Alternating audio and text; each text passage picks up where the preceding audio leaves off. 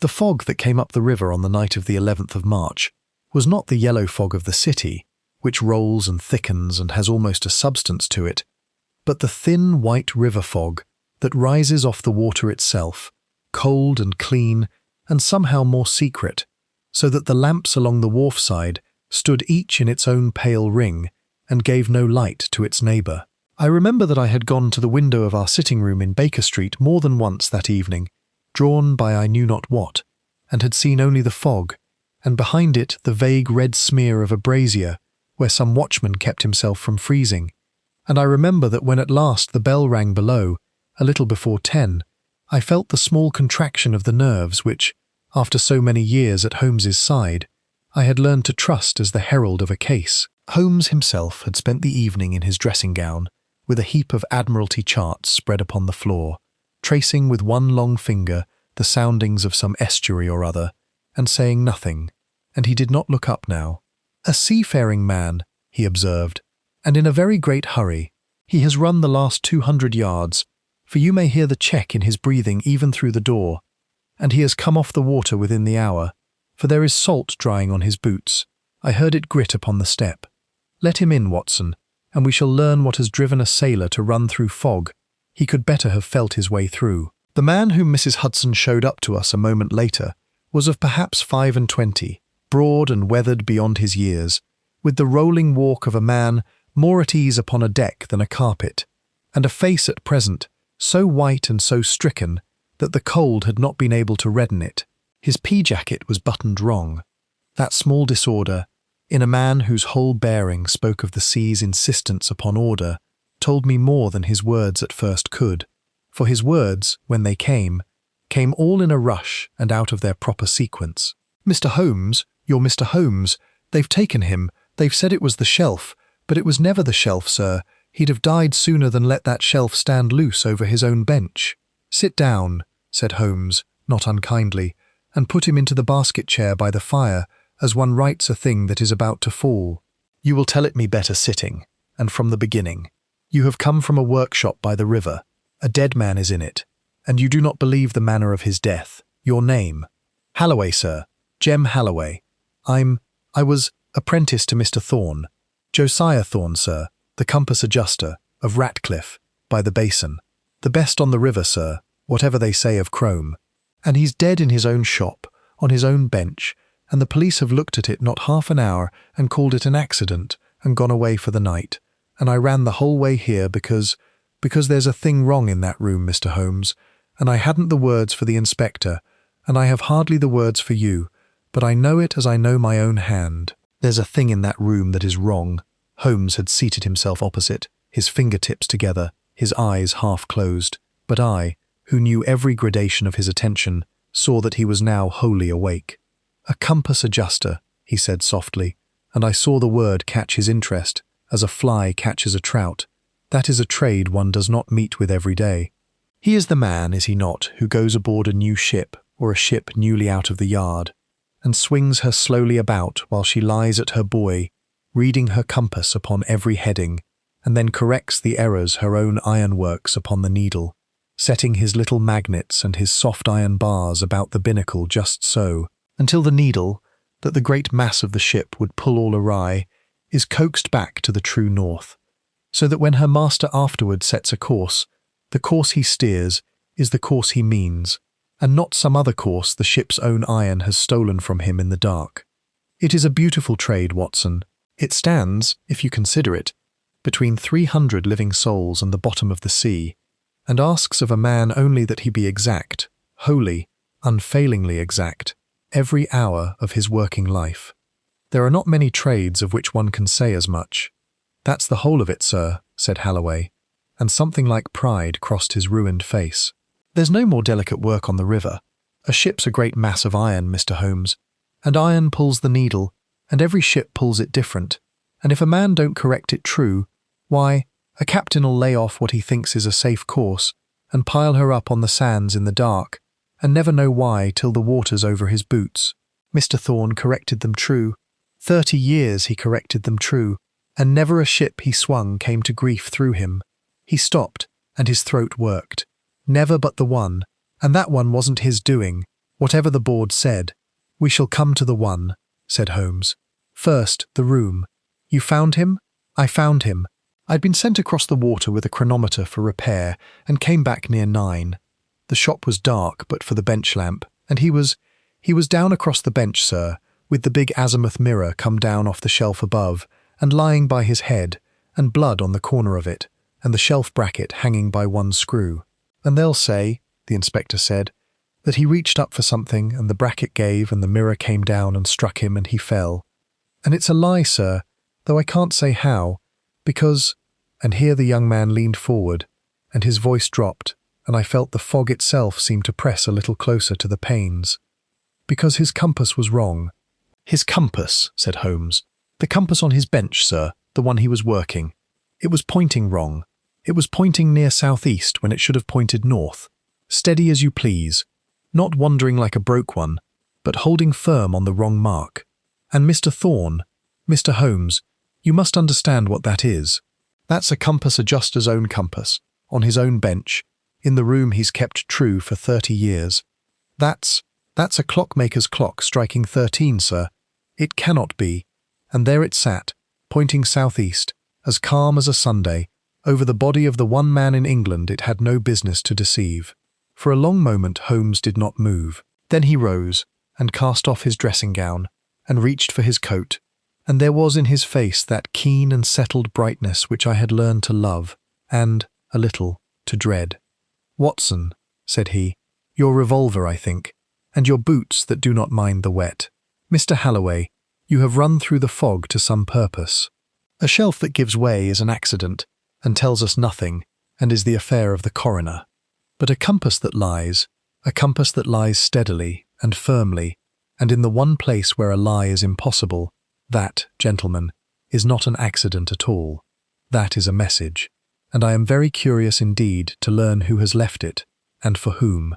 The workshop of the late Josiah Thorne stood at the end of a short passage between a sail loft and a ship's chandler's, with its one window looking out, past a huddle of pilings, upon the Black River, and it was, when we came into it out of the fog a little before 11, as strange a chamber as I have entered in all my wanderings with Holmes.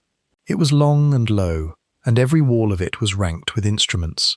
Compasses of every size and age, sextants in their velvet, chronometers ticking softly to themselves in their gimbals, and, upon a broad shelf that ran the length of the room, a row of curious objects, like the paraphernalia of some precise magician. 2 spheres of grey iron upon a stand, a long bar sheathed in brass, sundry bars and rods laid each in its allotted place.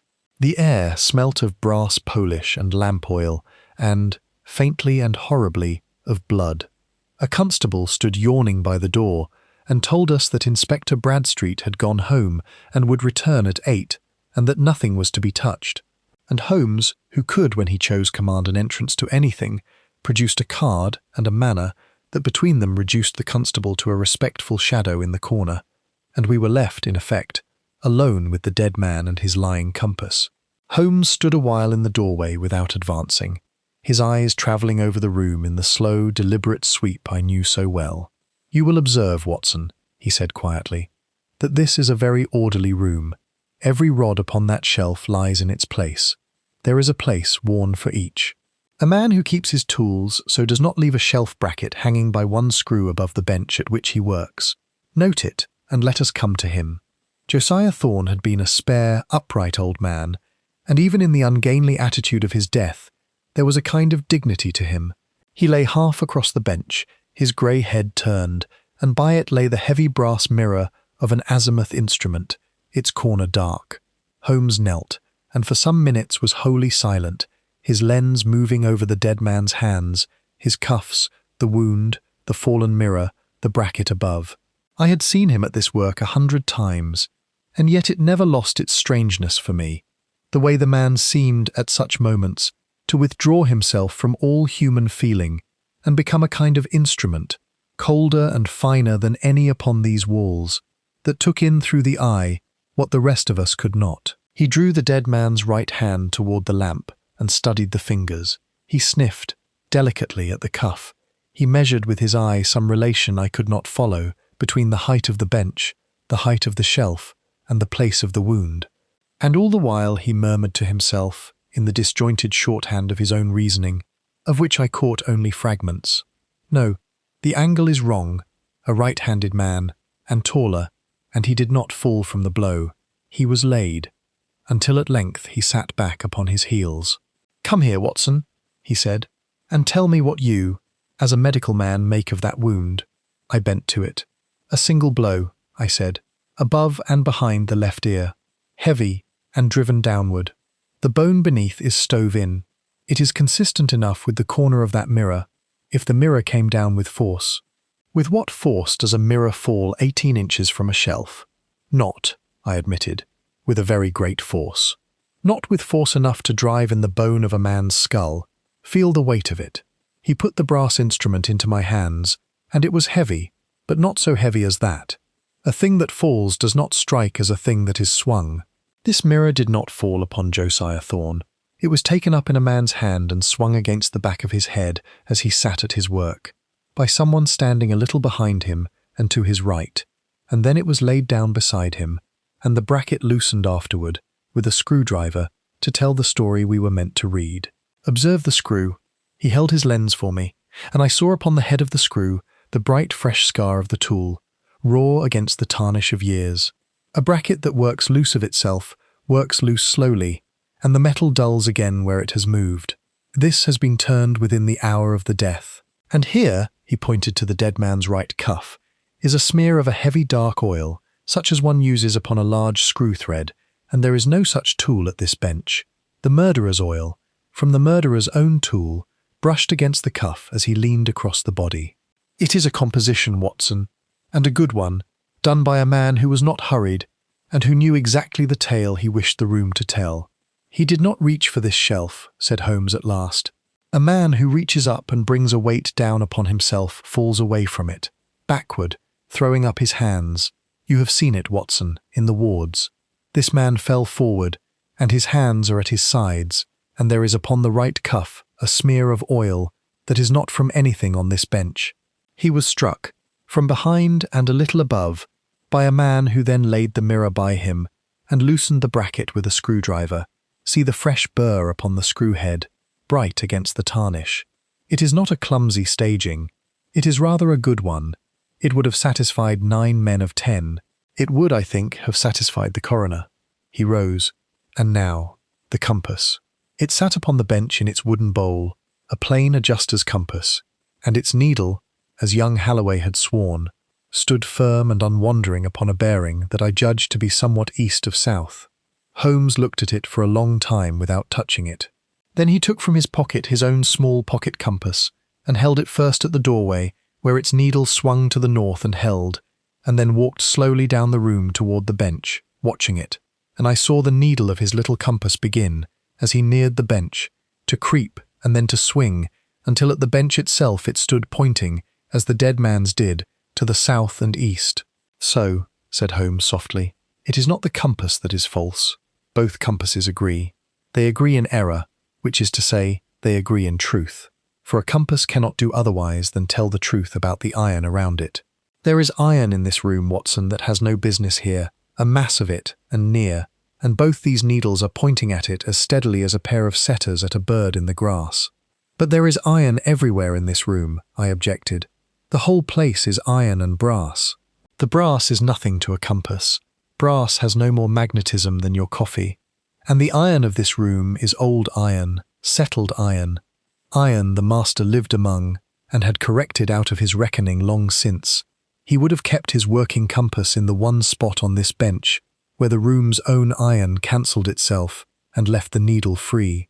No, some new thing has come into this chamber, some considerable mass of iron, and it has been set down within these few days, and it lies now." He turned slowly, following the 2 needles, as a diviner follows his rod.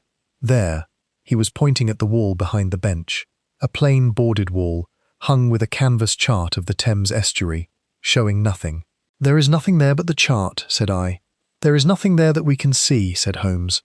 "The needle sees further than we do. It is the one witness in this room that cannot be bribed, or frightened, or made to tell a story it was not there to see. Mr. Thorne's murderer silenced Mr. Thorne and staged the shelf, and no doubt believed he had left the room dumb behind him. He forgot that he had left in it a thing that was still speaking, that has been speaking, steadily, to an empty room since the moment he closed the door. Let us hear what it says. He lifted down the chart. Behind it the boards were plain and close-fitted, save that one, at about the height of a man's chest, showed along its edge the faint bright scratches of having lately been prized and set back. Holmes worked the point of his knife into the seam, and the board came away, and in the cavity behind it, wrapped loosely in a scrap of oiled sailcloth, lay a bar of iron perhaps 18 inches in length, sheathed at either end in brass. Holmes drew it out and weighed it in his 2 hands, and his pocket compass, laid upon the bench, swung wildly as the bar passed over it, and then steadied as he carried the thing away toward the window. "A Flinders bar," he said. "A soft iron corrector, Watson, one of the very tools of this trade. There are its brothers, upon the shelf yonder, in Mr. Thorne's own set, but this one is not Mr. Thorne's." He carried it to the lamp and turned it, and upon the brass of the lower ferrule I saw, when he beckoned me, a small stamped legend, such as a maker sets upon his work. It read, "E. Crome, instrument maker, Wapping." "Crome," I said. "The apprentice named a Crome. The best on the river, whatever they say of Crome." "He did," said Holmes, and there was something very grim in his quiet. "And here is Crome's iron, hidden in a dead man's wall, behind a chart, with the man's murder staged about it. The compass that could not lie has pointed to it, and it, in its turn, bears a name." He wrapped the bar again in its cloth. "The compass, Watson, has known the murderer's name since the moment the murder was done. It only wanted someone to read the finger it was pointing with. But," and he checked himself, and I saw the caution come down over his face like a shutter, "but a bar of iron with a name upon it is not a hanging matter. Any man may lose a tool, any man may be given one, and a clever counsel would have young Crome's iron out of this case in 10 minutes and ask us why a murderer should sign his crime and leave it behind him. No, we have the name, we have not the how. And until I have the how, Watson, we have nothing that will bear a hand laid upon it. Say nothing of this bar, not to the apprentice, not to Bradstreet, not to the daughter. It is our secret, and the compass's." Before we left the workshop that night, Holmes did one thing more, and it was a thing that puzzled me until long afterward. He had young Halloway in, from where the boy had been waiting white and shivering in the passage, and he questioned him, not gently as he had in Baker Street, but closely, coldly, turning upon him of a sudden the whole hard light of his attention, so that I, watching, half fancied for a moment that Holmes too had come round to Bradstreet's view. "You quarrelled with him," said Holmes, "within the week. 2 men heard it through that wall. Do not trouble to deny it. Tell me instead what it was about." The boy's face worked. "Money," he said at last, low. "It was about money, sir, but not the way they'll have it. He'd been strange a fortnight, short with me, and shut in his desk of an evening, and twice I found him gone at night and the boat gone, and him back before dawn saying nothing, and the work suffering. There was a chronometer promised that he'd not touched, and I lost my temper and said he was throwing the business away that he'd promised me, and he turned on me, sir, that had never turned on me in 6 years, and said I understood nothing, and that there were things worth more than the business, and worth more than me, and to hold my tongue and mind my bench. And I went out and slammed the door, and that's the quarrel, Mr. Holmes, that they'll hang me by. It was the only hard word ever between us, and it was because I thought him careless, when all the while—" his voice broke. "All the while he was about something I'd have died to help him with, if he'd only told me." "Why did you not go to the police?" said Holmes, "when you found him? Why run 3 miles to me?"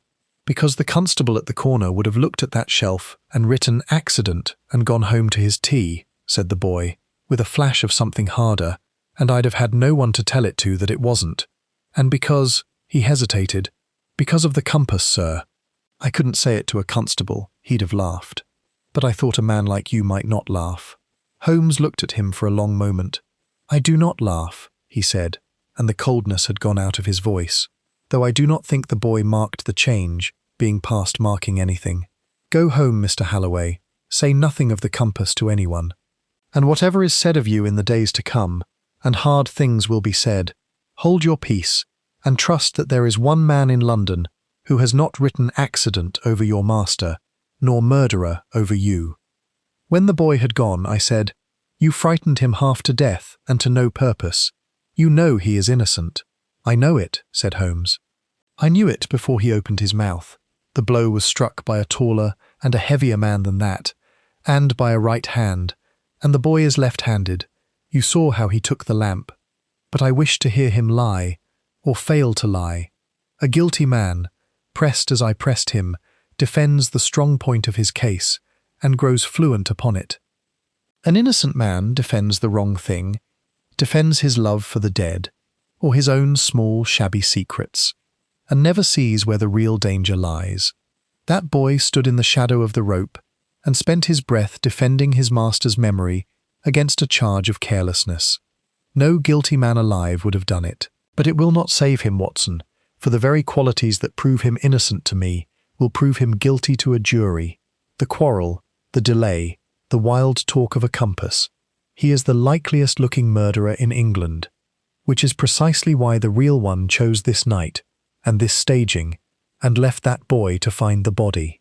It is a thing I have often had occasion to remark, that Holmes, having in the first hours of a case seen further into it than any other man could, would thereafter grow more silent and not less, and would go about the gathering of his proofs with a patience that to the uninstructed looked like idleness, or even like doubt.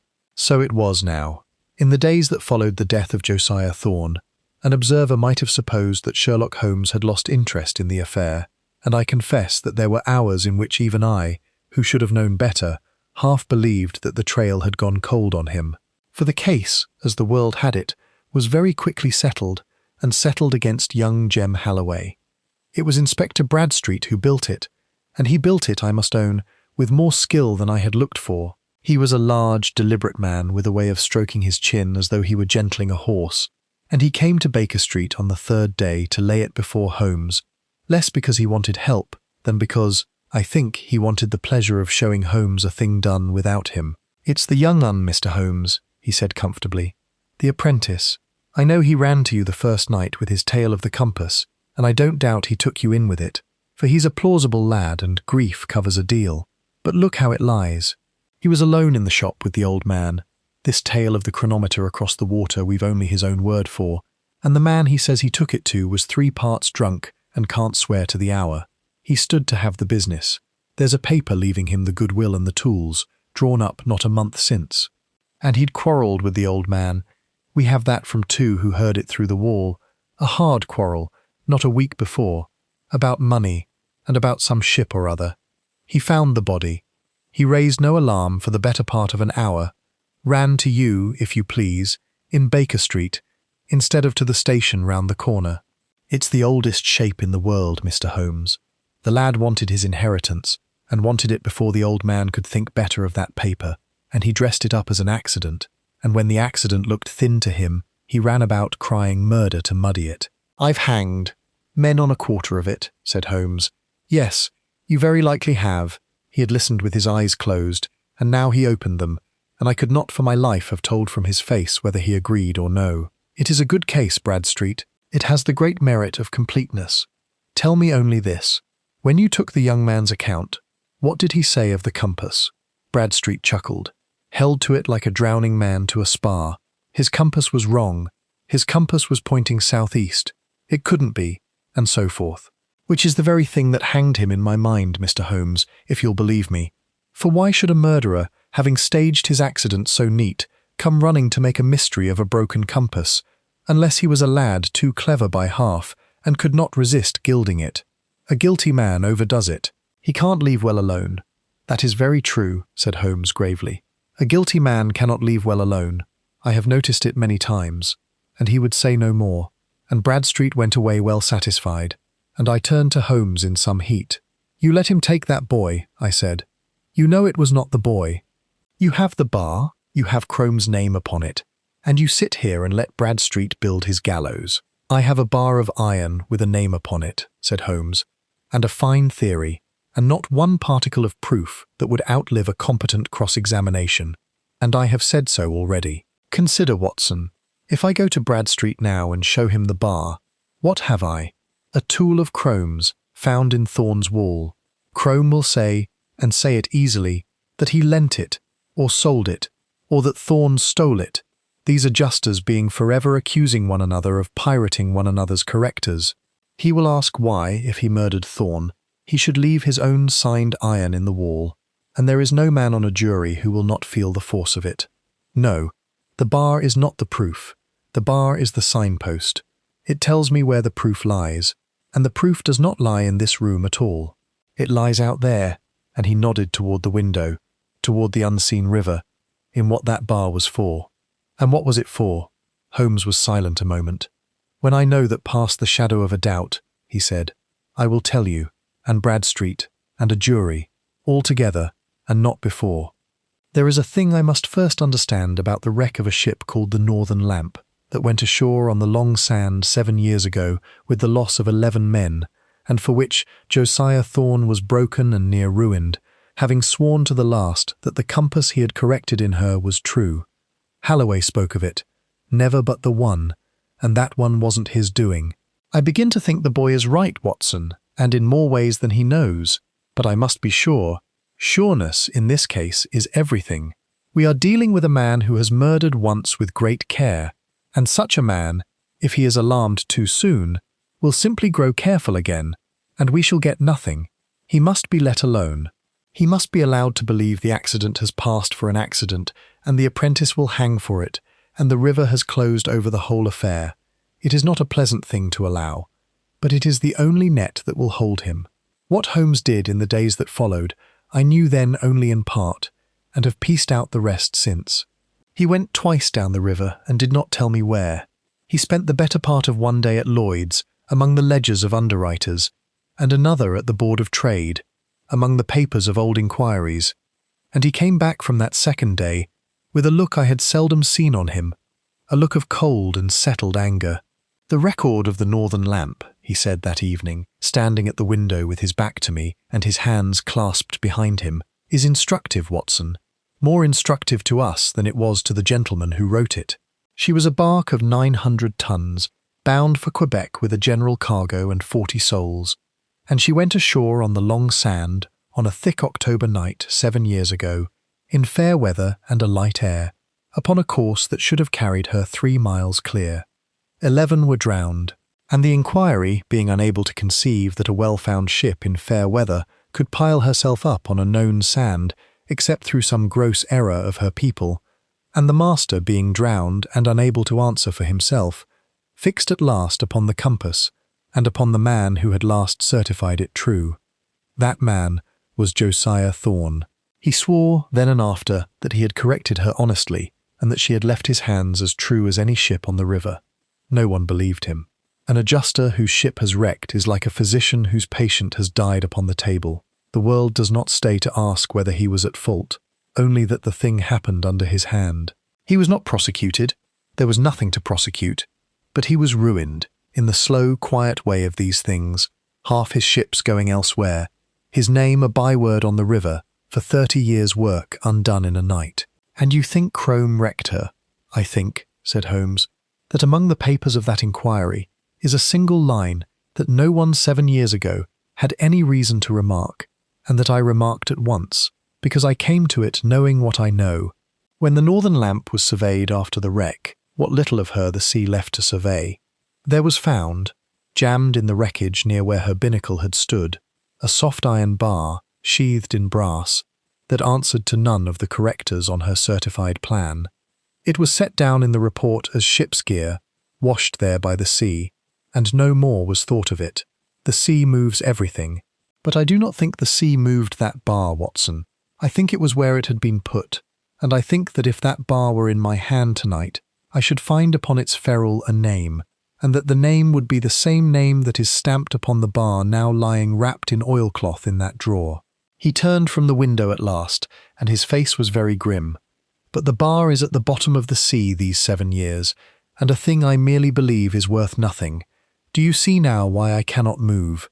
I have 2 halves of a certainty and no bridge between them. The workshop bar names Crome, but does not convict him. The lamp would convict him, but its bar is lost. I want the thing that joins them, the thing that shows this is not one crime but a method, done twice, by one hand. And I begin to think, he said slowly, that Crome himself must furnish it to me, for no one else can. But the thing that turned the case, the thing that took it out of the region of Holmes's private certainty and into the region where a hand could at last be laid upon it, came to us, as such things so often did, by the door and in the person of a woman. She came on the 6th evening, Miss Ruth Thorne, the dead man's daughter, a composed, plainly dressed woman of perhaps 30, with her father's directness in her grey eyes, and, beneath a very creditable steadiness, a grief that had gone past weeping into something harder and more useful. She had not come, she said at once, to mourn. They mean to hang Jem Halloway, she said, and Jem Halloway no more killed my father than I did. I have known him since he was a boy, but I did not come to tell you that, Mr. Holmes, for I dare say everyone tells you that of everyone. I came to bring you this, because I do not understand it, and because you are said to be a man who understands things that others cannot. She laid upon the table a small book bound in black oilcloth, worn soft at the corners. My father's private book, she said, not his accounts, those the police have. His own book, that he kept close, and wrote in of an evening. I found it behind the drawer of his desk, where the drawer does not go all the way back. He had pushed it into the cavity behind, as a man hides a thing he cannot bring himself to burn. She paused, and her composure trembled for the first time. You must understand, Mr. Holmes, that my father was the most open man alive with me.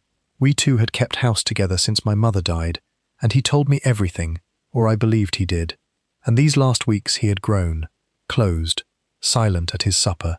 Twice I heard him go out in the night.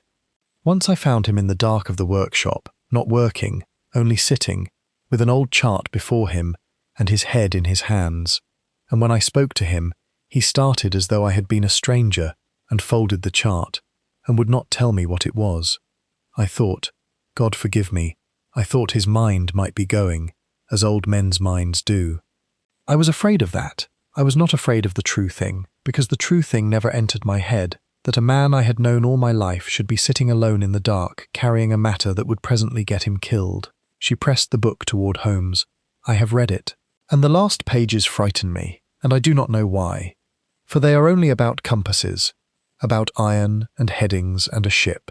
But I have lived by the river all my life, Mr. Holmes, and I know the sound of a man who has seen something dreadful, even when he writes it in the language of his trade. Will you read them, and tell me what my father saw? Holmes had taken up the book with the tenderness he reserved for the one kind of object he truly loved, a document that a man had never meant another eye to see. He turned to the last written pages and read, and as he read, I saw his stillness deepen until it was like the stillness of a drawn bow. Listen, Watson, he said at last, very low, and read aloud. The 10th. Went aboard the Astrea in the basin as she lay. On Crome's certificate, her adjustment being his and lately done. I had no business there, and shall answer for it, but I could not rest. I swung her at the buoy myself, secretly, an hour before the tide, and I have the figures, and they are false. Her deviation on the east headings is out by full 3 points, and out all one way, not the honest error of a poor adjustment, which staggers this way and that, but a made error, a steady error, such as one great mass of iron ill-placed would make, and no honest correction leave. There is iron in that ship that ought not to be, hidden near her binnacle, and set there to send her wrong, and she is to carry emigrants to the Cape by the Channel in 10 days' time, and if she steers the courses her false compass gives her in thick weather off the sands, she will do again what the Northern Lamp did, and it will again be laid to the adjuster, and the adjuster this time is Crome. God forgive me, I begin to see the whole of it at last, and to see it 7 years too late for the 11 of the Northern Lamp. Tomorrow I will have that iron out of the Astrea with my own hands, and take it to the board, and if they will not hear me, I will go to the newspapers, and if Elias Crome swings for it, and I am shamed for the lamp along with him, so be it. I have carried the lamp 7 years. I would sooner carry Crome to the dock than carry her another night. Holmes closed the book. For a moment no one spoke. The fire settled. From the street below came the cry of a cab. He had that iron out of the Astrea, said Holmes at last, the very next day. He brought it home. He hid it in his wall, behind his chart, until he could carry it to the board. The proof, Miss Thorne, that would have hanged the man who wrecked the Northern Lamp, and ruined your father, and cleared your father's name after 7 years.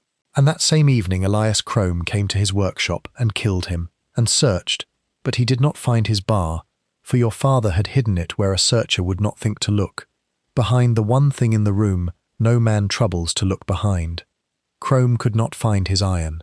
And so he did the one thing left to him. He staged an accident, and trusted that a dead man's wall would keep its secret, and went away.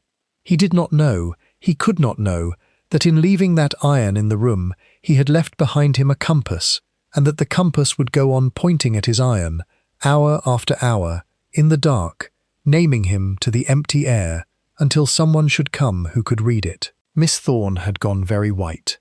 Then my father, the Northern Lamp, it was never. Your father corrected the Northern Lamp true, said Holmes gently, 7 years ago, as he corrected every ship true for 30 years. And Elias Crome put iron in her afterward, secretly, to wreck her.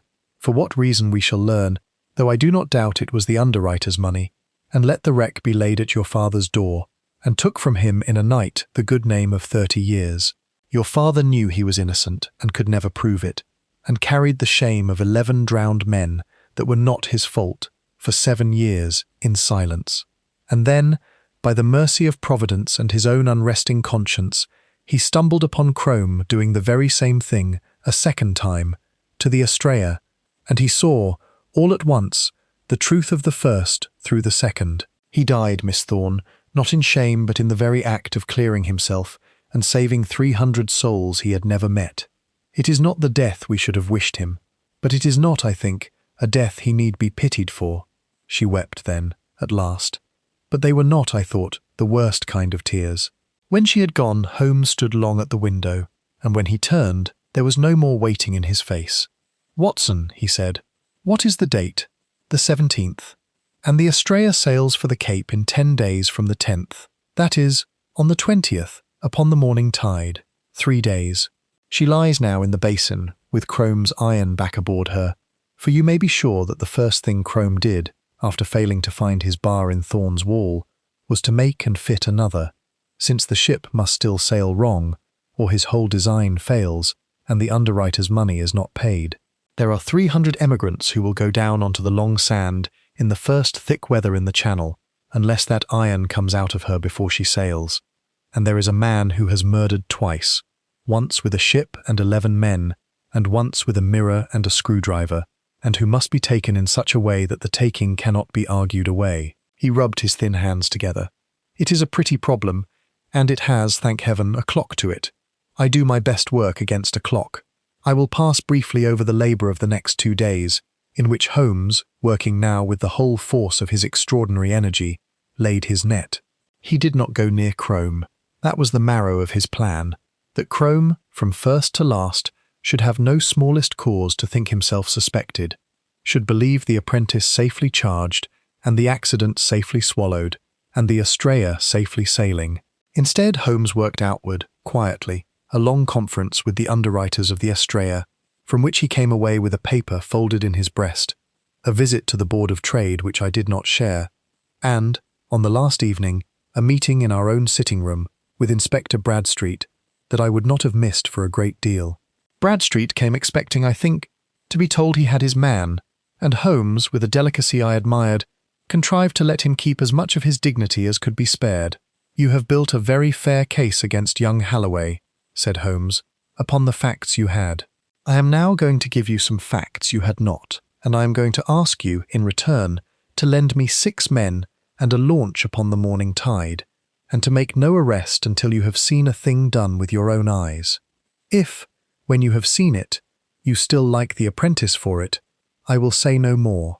And he told him, not all, but enough, the false adjustment of the Astrea, the hidden iron, the record of the Northern Lamp, the second book. He did not, I noticed, so much as mention the Flinders bar behind the chart. That, still, he kept. "You'll take the iron out of the ship before her," said Bradstreet slowly, "with the ship's own people looking on, and Chrome not there. And you'll prove the deviation with the compass, and Chrome will be there," said Holmes. "That is the one point on which I must have my way entirely, Inspector, and I will tell you why. If we simply take the iron from the ship and lay it before a court, Chrome will fight it, and adjusters will be called who will swear white is black, and it will come at last to my word against his upon a matter of soft iron correctors that no jury on earth will follow. I do not want a battle of experts. I want Elias Chrome to name his own iron, in front of witnesses, before he knows it has been found. And for that I need a compass and a tide, and Chrome himself standing by while the thing is done. Leave the how of it to me. Only have your men, and your launch, and your patience, at Ratcliff Stairs an hour before the dawn tide on the 20th. Bradstreet, after the manner of practical men confronted with Holmes in this vein, grumbled and yielded. But at the door he turned. "You're staking a deal on this, Mr. Holmes," he said. "If Chrome don't rise to it, if he keeps his head and denies the iron and swears he never saw it, you'll have shown him your whole hand for nothing, and he'll be in France before the week's out, and it's my launch and my men that carried you there. I've known clever gentlemen ruin a good case by wanting it too pretty. Why not simply take the man and the iron and let a court sort it?" "Because a court will not sort it," said Holmes.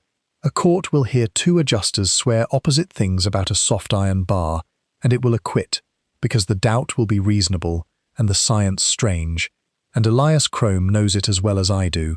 It is the very thing that has made him bold these 7 years. He is safe from everything except one moment, the moment in which he names his own iron before he knows it is a trap. I must have that moment, Bradstreet, or I have nothing worth the taking, and I can have it only upon that deck, before that tide, with the man off his guard and admiring his own work. Give me the moment and you shall have your prisoner. Grudge it me, and keep your launch, and let 300 emigrants take their chance upon the sands." Bradstreet looked at him a while. "The tide serves at 5:10, he said. "I'll have the men at the stairs at 4. And he went. "And the apprentice?" I asked when he had gone. "The apprentice," said Holmes, "will be at the ship, in irons, in Bradstreet's charge, and looking very like a man being taken to be committed for murder. He does not know his part. He does not need to. He has only to stand there, wretched and guilty seeming, that Chrome may see him and be comforted. It is a hard thing to ask of a frightened boy, and I have not asked it. I have merely arranged that it shall happen. When it is over, he will understand. Now sleep, Watson, if you can. We rise at 3, and I would not have you dull.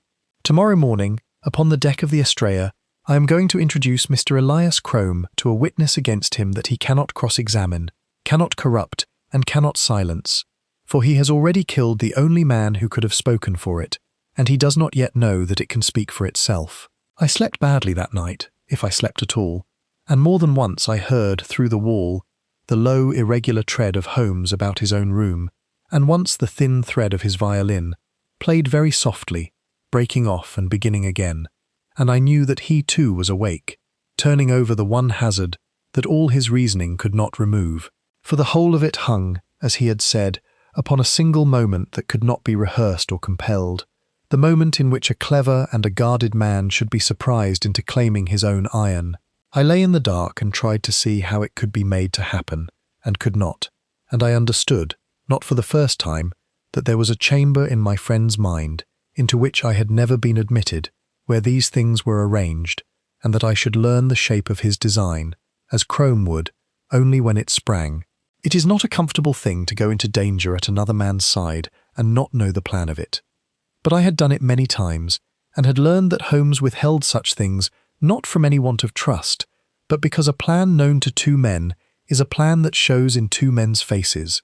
And I would rather, on the whole, have gone with Holmes not knowing than with any other man fully informed. We rose at 3 into a house still black, and Holmes was already dressed when I came down, standing at the cold window with a cup of coffee he had made himself and did not drink, watching the fog.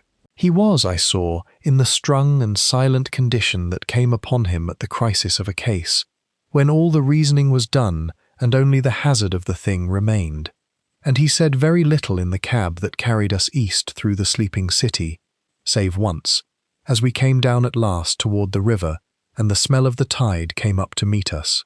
"It hangs upon a very little, Watson," he said. "If he has grown frightened in these 9 days, if some instinct has warned him, and he has already drawn his second bar from the ship and thrown it in the river, then there is nothing on that deck but an honest compass. And I am a fool who has cried murder over a bar of iron, and Bradstreet will never let me hear the end of it. And if he is not there at all," he did not finish, "but he will be there. He must see his compass right before she sails. It is his certificate she goes out on, and his money that rides on her wrecking. He dare not be absent. He will be there, admiring his own iron, an hour before the tide. It is the one place and the 1 hour in which I can be sure of him.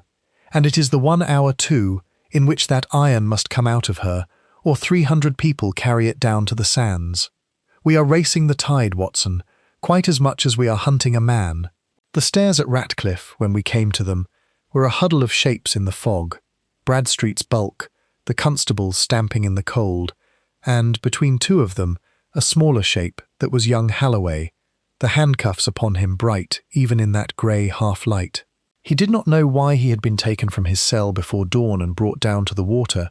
He thought, I make no doubt, that he was being carried to his committal, and I found I could not easily meet his eyes, knowing the wretched part he had been given to play, and that Holmes had judged, rightly, that no acting of a frightened boy could be so convincing as the real terror of a boy who did not know he was acting. The launch took us out across the black water with the ebb just beginning to whisper along her sides, and the great ship grew before us out of the fog. The morning of the 20th broke, if it can be said to have broken at all, in a raw and colourless twilight, the fog of the night still lying in ropes and coils upon the water of the basin, so that the Astrea, when we came to her, showed first as a looming greyness, and then, as we drew under her side, as a tall black wall of iron running up into nothing. She was a fine new steamer of some 2,000 tons, and she lay ready for the sea, her steam already whispering at her escape pipe, her decks astir with the ordered hurry of a ship an hour from sailing. And it was into this hurry that Holmes, with a paper from the underwriters and another from the board, walked as though he owned her, with Bradstreet large and official at his side, and 2 constables, and Halloway grey-faced between them, with the handcuffs bright upon his wrists, and I bringing up the rear with my hand, I confess, not far from my coat pocket.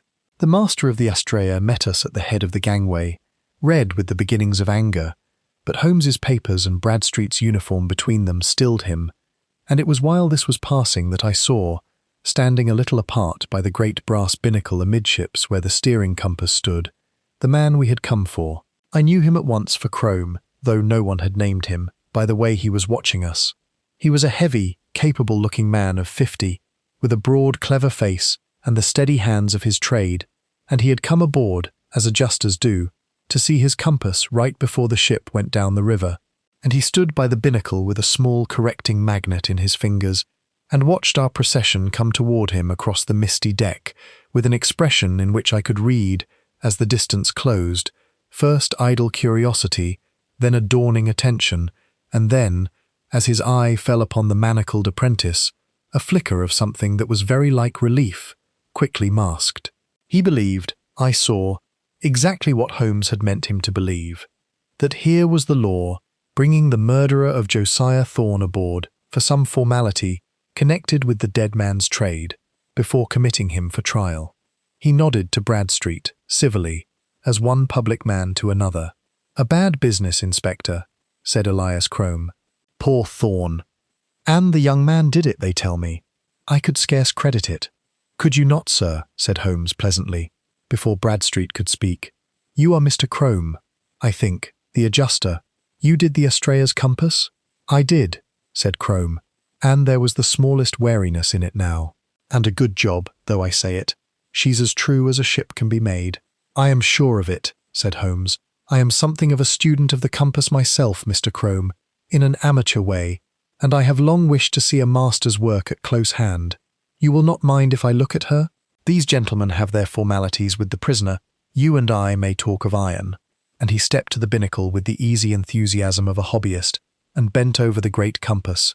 And I saw Crome's wariness ease a little again, for there is no disarming thing in the world like a man who wishes to admire your work. What followed I have gone over many times in my memory, for it was, I think, as fine a piece of work as ever I saw Holmes do, and the finer for being done gently and slowly and with a smile. He talked of the compass. He drew Crome out upon the correctors, the spheres, the magnets, the Flinders bar, and Crome, warming, explained them, pointing to the brass tube that held the ship's own Flinders bar at the foreside of the binnacle. And Holmes admired and questioned, and by imperceptible degrees brought the talk to the matter of the ship's deviation. And then, as though a thought had struck him, he said, "Do you know, Mr. Crome, I should dearly like to see the thing proved, to see how true she swings. Might we not check her, here, against a known bearing? The shoreline yonder, the corner of the sail loft, I have its true bearing from the chart. Let us see what your compass makes of it." Crome hesitated for the first time, but the master and Bradstreet were watching, and to refuse would have been strange, and he was a proud man in his craft. "As you like," he said. "She'll show true. Sight her." Holmes sighted across the compass to the mark ashore, and read the bearing, and I saw his eyebrows rise. "How singular," he said. "By the chart, that corner bears northeast and a half from this berth. Your compass makes it very nearly east." "She is out, Mr. Crome, she is out by near 3 points, and out all to the one hand. On the easterly headings, at least, your Astraea is very far from true." The deck had gone quiet. Crome's face did not change, but his hand, upon the brass of the binnacle, had closed. "Then some fools left iron by her," he said. "A knife, a marline spike. There's always some hand leaves iron by a compass. It proves nothing but a careless crew." "It proves," said Holmes, "that there is iron near this binnacle that should not be. On that, at least, we are agreed. Let us find it." And before Crome could speak, he had produced from his coat his own small compass, and was moving it about the base of the binnacle as I had seen him move it in the dead man's workshop, watching the needle. And the needle led him, steadily, to the fore side of the binnacle, to the brass tube that held the ship's own Flinders bar, and there it swung hard over. "Here," said Holmes, "in the Flinders tube. Shall we draw it, Mr. Crome? You will know the trick of it better than I." "There's nothing wrong with my Flinders bar," said Crome, and his voice had changed. "Leave it be. She'll be corrected before she sails. That's my work, not a landsman's." "I am sure it is," said Holmes, "and yet I should like to see it drawn." And with a movement so quick that Crome had no time to prevent it, he slipped the retaining pin and drew from the brass tube a soft iron bar sheathed at either end in brass, and then, while all of us watched, drew from within the same tube, from behind the first, a second bar, a bar that had been set behind the true one, hidden in the length of the tube, doubling the iron on that side and throwing the whole compass 3 points to the east. He held it up in the grey morning light. "2 bars where there should be 1, he said.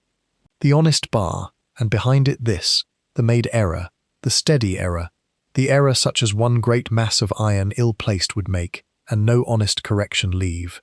He turned the second bar in his fingers, and read from the brass of its ferrule, aloud, for all the deck to hear, "E. Crome, instrument maker, Wapping.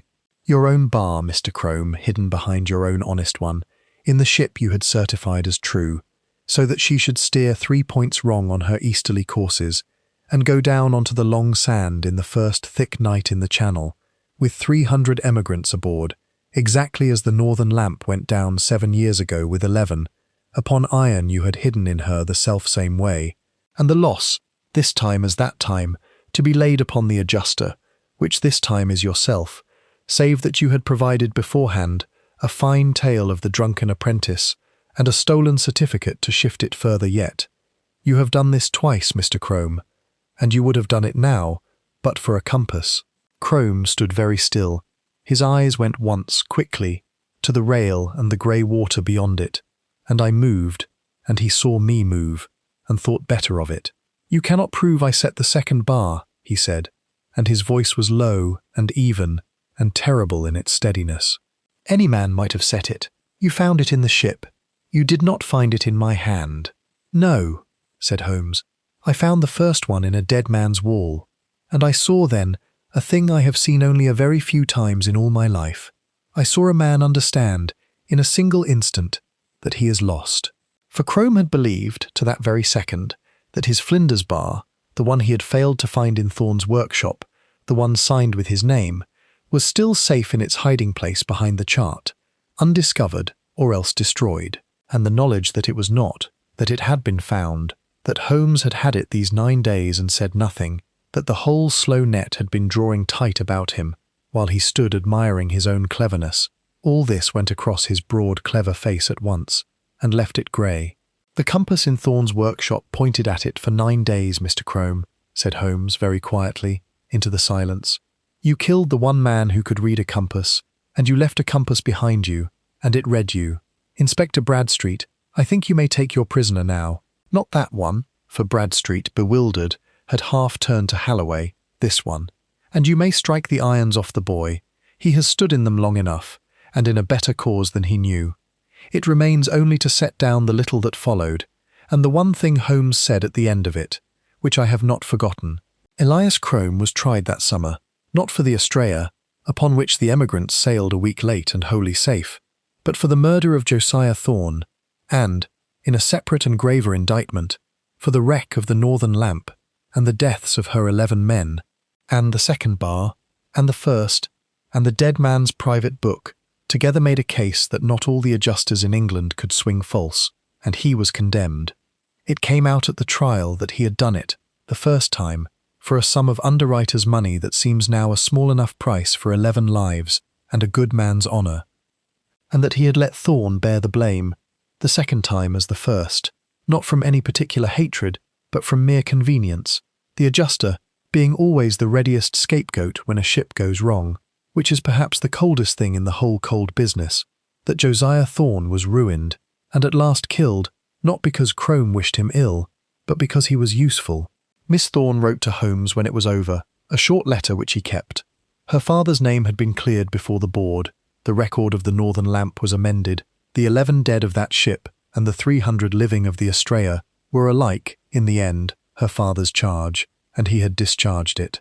She thanked Holmes for that, and not for the hanging of Crome, which she said gave her nothing. We came home from the last of it upon a mild evening in June, and Holmes was silent in the cab, and did not speak until we were at our own door.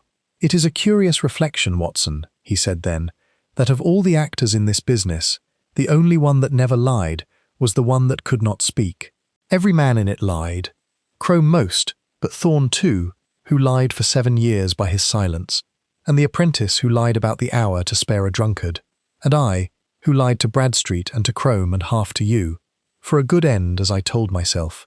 Only the compass told the truth, the whole of the time, to whoever would listen, and no one listened, until it was pointing at a dead man's murderer over a dead man's body. There is a lesson in it somewhere.